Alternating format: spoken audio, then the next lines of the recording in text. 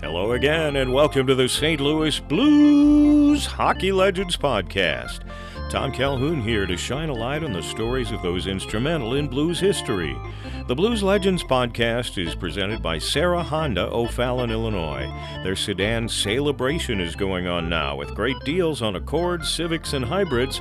Find out more at sarahhondaofallon.com. And be sure to mention you heard it on the Blues Hockey Legends Podcast. A participating sponsor, the Gateway Grizzlies. Plenty of season to go. Don't miss, or hope you don't miss, All-American Weekend, July 3rd through the 5th. Details on those super shows at gatewaygrizzlies.com. On this episode, it's another of our own super shows. The Bonus Round podcast a few months back was so well received that we're doing it again with our last four Legends guests. Barrett Jackman, Bob Bassen, Dallas Drake, and David Backus all react to the names of players, coaches, and the people of their hockey lives. Most are the reaction you would expect, but some might raise an eyebrow or two. Stick around and find out more. We'll get started with the thoughts of Barrett Jackman in 60 seconds.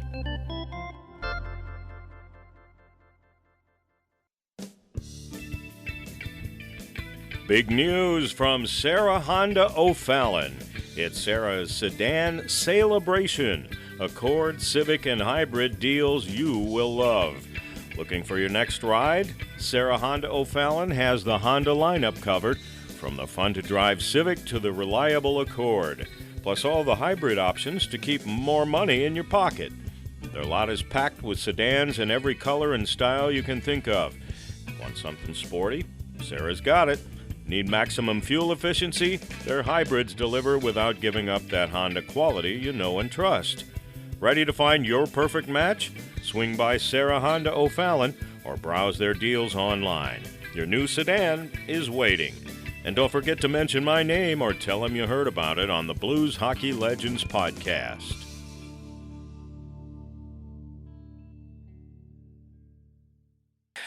We, on the podcast, Barrett, like to do what we call the bonus round. A couple of quick thoughts, if you would, about some people that you played with and associated with during your career. And I know you have a few thoughts about the late, great Bob Plager. Yeah, Bobby. I got a tattoo on my chest for him. Bobby was, he is what it means to be a true blue. He wore it every day. He told stories. He took time for people. He showed up at every charity event.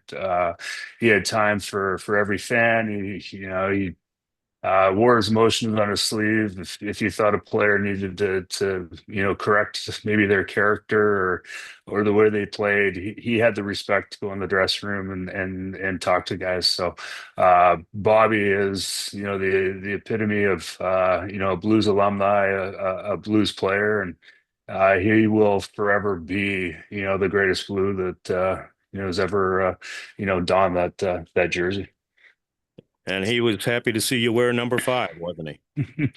Yeah, it was pretty special. I didn't really know it was coming. Walking to training camp for the first time, and everybody else has these high numbers in the 70s and 80s, and all of a sudden number 5's hanging in my stall. And I just remember there was an article in the paper later.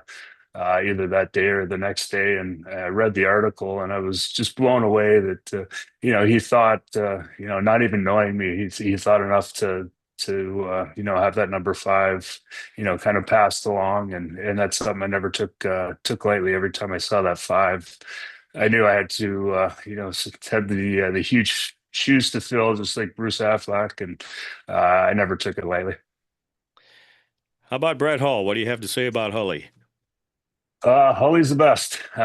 He is the larger than life character that he has some deep roots in St. Louis, and he was proud. I was actually just down in Cabo with them playing in a golf tournament. We were watching the first two home games together on the TV. But I think he takes a lot of pride in what he did in St. Louis too, and make hockey what it is with his goal scoring. But yeah, never a dull moment when he's around. You never know what he's going to say, so you might have to be ready to give him a shot in the arm to keep his mouth shut. But a really good friend, and just proud to call him a close friend. Next time you're in Cabo with him, remind him that I'm trying to get him on this podcast. I've talked to him a few times. He's always busy doing something else, which he's got every right to do at this point in his life. Yeah, he's got a life that books and movies should be written about, but it'll never come out in the open. Yeah. How about David Backus? What do you have to say about David? He was a fierce competitor. You always knew what you're going to get every time he stepped on the ice. He was going to put his body on the line to win every battle. And he was a great person, did a lot in the community. And but yeah, no, he was one of the tougher individuals to step on the ice with the blue note. Number 91, Vladimir Tarasenko. Oh, Vladdy, him coming in as a young kid, he didn't know anything. Couldn't speak the language, but just had a smile on his face when he was at the rink every day. And uh, you know, every time I saw him after I left St. Louis, he'd come up with a big hug. He's got a big heart. Cared a lot about the competition, and he's one of the best releases I've ever seen, and just a great kid, and hoping the best for him and his family. Number 44, Chris Pronger, Hall of Famer. Bronx, yeah. It's unfortunate I didn't get to play a lot of games with him. With him being hurt my first year, I think we played 10 games together, and then I only played 15 the second. So, but just being around the room with him, you see how he trains, how he his alter ego on the ice, and just how he demanded respect with how he went into every battle. Like he's never the person that's going in with is going to finish third. So you learn a lot about his nastiness, about his competitive nature, and you look at his Hall of Fame career, and wherever he went, he took that team, no matter what it looked like, to a final or pretty close to it. And he's one of the best players that I've ever been able to step on the ice with and watch in a close atmosphere. And let's wrap it up with the guy who's going to take over for Doug Armstrong, Alexander Steen. Steener. Steener, yeah, he's one of my closest friends. I always respected the way he approached the game, how he thought about the game, how he thought about everybody around the game. He couldn't be a more perfect person to succeed Army, but yeah, he cares about everybody around him. He does so much that nobody sees, whether it's take somebody, one of the players kind of aside and kind of teaches them how to be a professional, or just he'd see people if they were struggling in their just everyday life too. He would help them out, and nobody would ever know, but he's one of the best teammates I've ever had, and it's top three for sure. And but yeah, no, he's one of the best, and I hope he has the all the success that he deserves once he takes over. Thanks again to Barrett Jackman for taking time to be one of our legends. Stay tuned. It's Bob Bassen coming up next. Let me ask you, this is what I call the bonus round, and I ask you to give a couple of thoughts, a sentence or two about different people who you played with or who you were around during your career. Let's start with Brett Hull. What do you think about Hully? I thought he was a great teammate. I think he was misunderstood at times because he had such high standards, but he was one of my best teammates. Yeah, he yeah, and such a natural. I mean, I don't think I played with anybody else that scored so naturally as him. Yeah, Okay. How yeah. about Bob Plager? Everybody has a thought about Bobby. Bobby Plager, I would say, was what's the word for he was like a father figure, because we were young. He had been through all the battles, and I respected him so much. And he was almost like I had a father, but when I was at the rink, he reminded me of my dad. Okay. Well, that's a good thing to be reminded of. And we mentioned Kelly Chase, but give us a few thoughts about Chaser. Tough, fun, and definitely one of the most unselfish people have been around. Yeah, and I'd consider him a good friend. Yeah, he in life he's like the way he played. He would fight for you and do anything for you. You know, I can I tell a little story about Chaser? Sure, absolutely.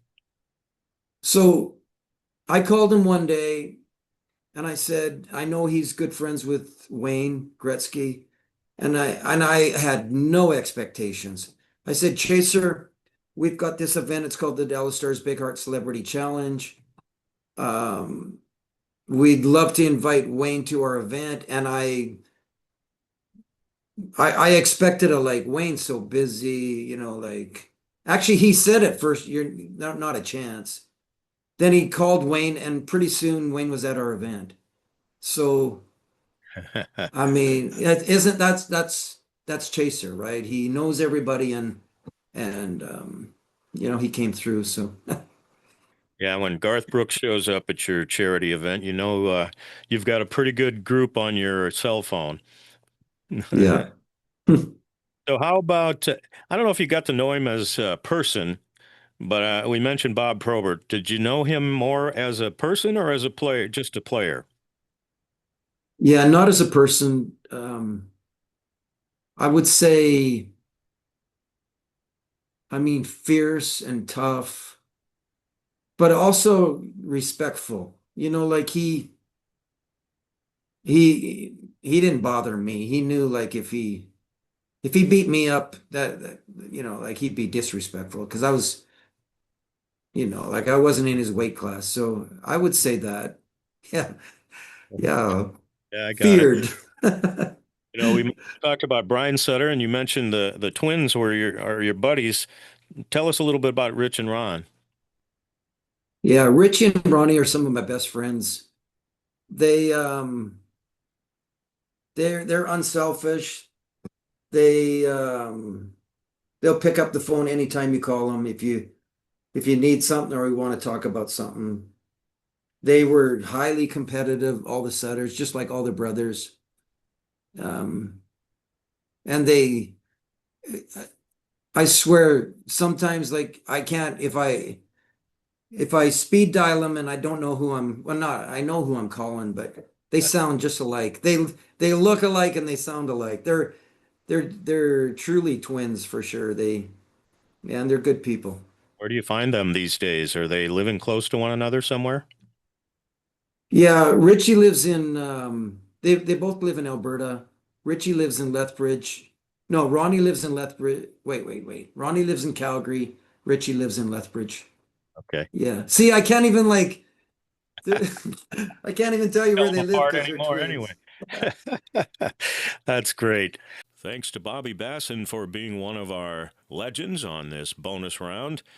And we've got Dallas Drake coming up next, right after this quick word from the Gateway Grizzlies. Come out to Arsenal BG Ballpark in Sauget to celebrate All-American Weekend with us July 3rd through the 5th. Enjoy patriotic vibes, our famous Baseball's Best Burger, and don't miss the All-American themed jersey off the back auction. Each night ends with fireworks with Super Shows July 3rd and 4th. Then on Saturday, July 6th, it's time for car lovers to rev up their engines for our Classic Car Show preview game, powered by KG and presented by Gateway Classic Cars. Show off your ride and get 2 free game tickets when you pre-register. For more details, visit gatewaygrizzlies.com under the Schedule tab. We can't wait to see you at the ballpark. Everybody has a thought or two about Bob Plager. Tell me about your thoughts on Bobby. I love Bobby. Oh man, he was around the rink a lot. Always had a joke to tell, and he always told good stories that probably I can't repeat on camera. But holy moly, he was just a fun guy to be around, and a guy that loved the Blues as much as anybody. So that's what I remember and I think of Bob. Yeah. How about Al McInnes? We mentioned him a couple of times already. Chopper. The greatest players I've ever played with, hardest shot I've ever seen. Um, Fantastic teammate and leader. I mean, it was a joy to play with him. And I was very happy when I got to play on his team because I was so sick and tired of getting in the way of him shooting it. It was scare the death out of me. So it was very nice not to have. And he had the worst curve I've ever seen in my life, but God, he could shoot it and keep it low all the time. He very rarely did it raise it above anybody's shin pad. So when he did shoot it and you were trying to deflect a puck, you were usually safe. So he was a fantastic player. How about Doug Waite? You got to play with Doug a little bit. Yeah, love Waiter. Great guy, funny. One of the elite passers the game's ever seen, in my opinion. Like his vision was incredible. His hockey sense was incredible. So he was one of the elite guys. He's a fun guy to watch and a fun guy to play with. He's as a winger or a scoring winger, which I was not. That's who you want to play with as a player like that because he loved to pass the puck and he was very elite at it. Hope to have him on this podcast sometime soon. How about Coach Joel Quenneville? How about Q?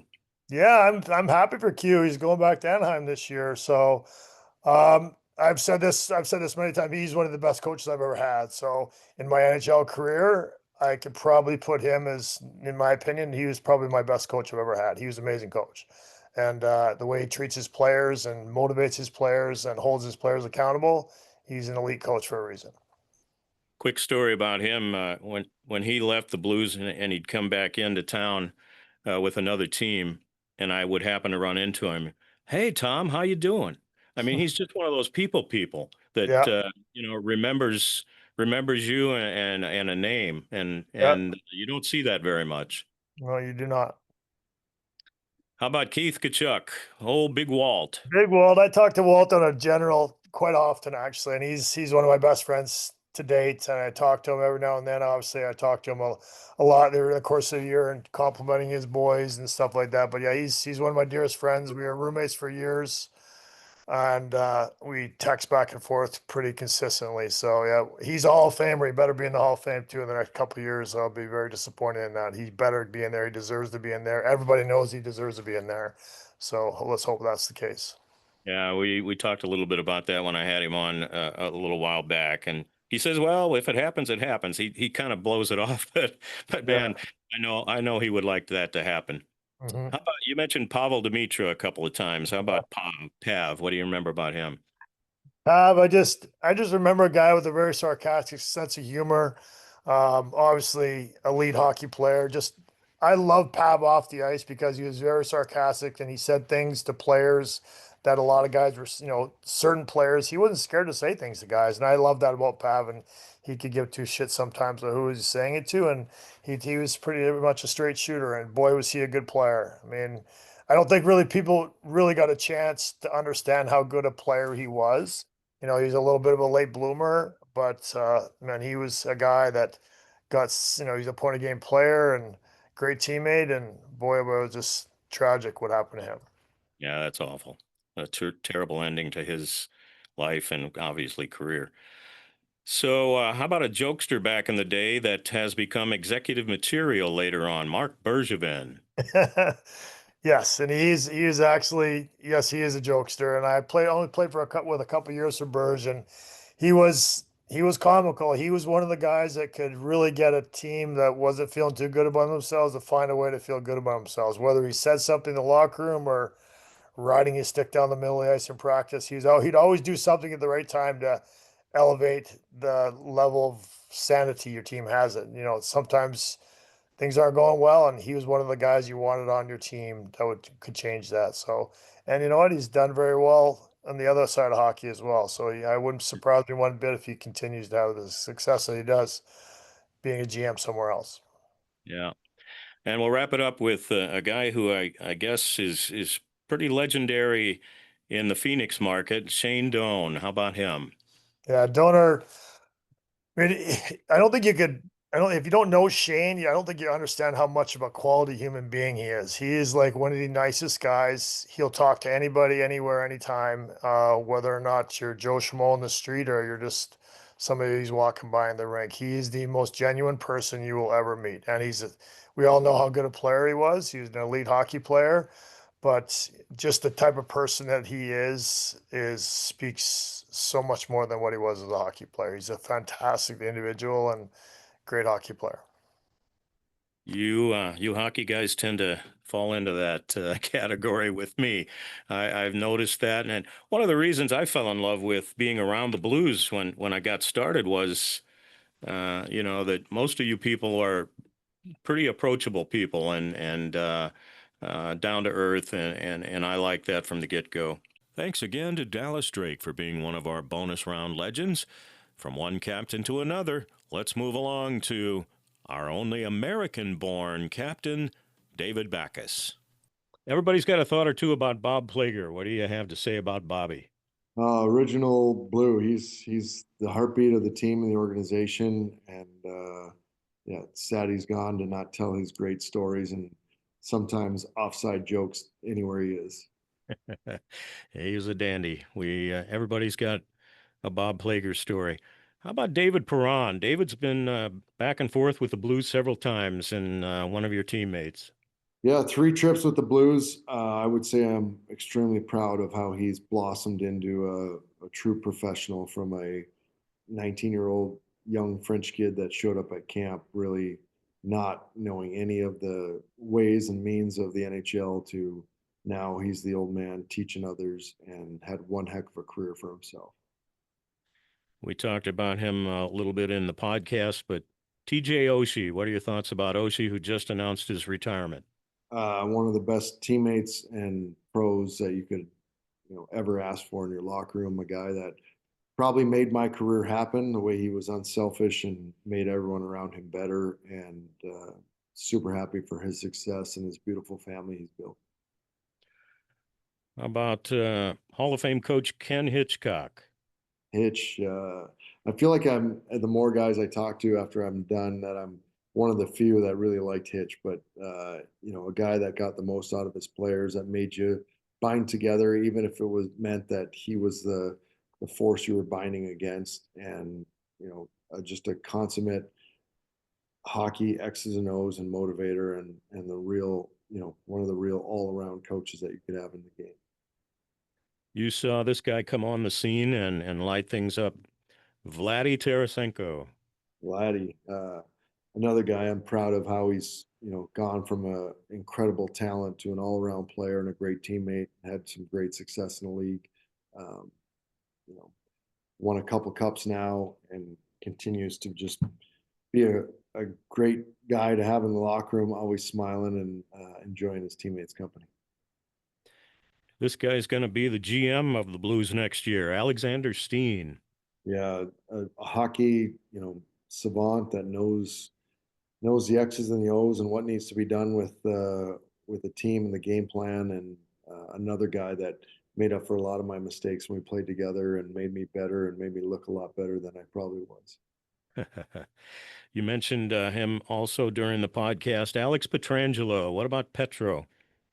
Yeah, Petro's all world. I mean, he's, to me, a first ballot Hall of Famer, won a couple cups, gold medal, does it all, plays big minutes, and really controls the game at a level that Hall of Famers do. And can't wait to go to that ceremony when he's inducted. And finally, how about the guy who was pulling the strings during most of your career, Doug Armstrong? Army's a tough negotiator, but always doing what's right for the organization first. And you got to respect that, the way he does business and orchestrates and organizes, and a guy that's tireless in his efforts to find ways to make his team better, and certainly has done that. Thanks for being with me for another episode of the St. Louis Blues Hockey Legends Podcast. We'll have another legend coming up soon, so stay tuned to our social media for news on who that legend might be. Visit PAGuyTom.com or BluesHockeyLegends.com and sign up for our Legends email notifications. The Legends podcast is also available on the Scoops Sports Network at scoopswithdannymac.com. Video of the podcast is published the Monday after the Friday release of the audio. As always, please like and share on Facebook, X, and Instagram, and please subscribe to our YouTube channel. It all keeps the Legends podcast alive and well. Tom Calhoun here saying thanks for being a fan, and let's go Blues!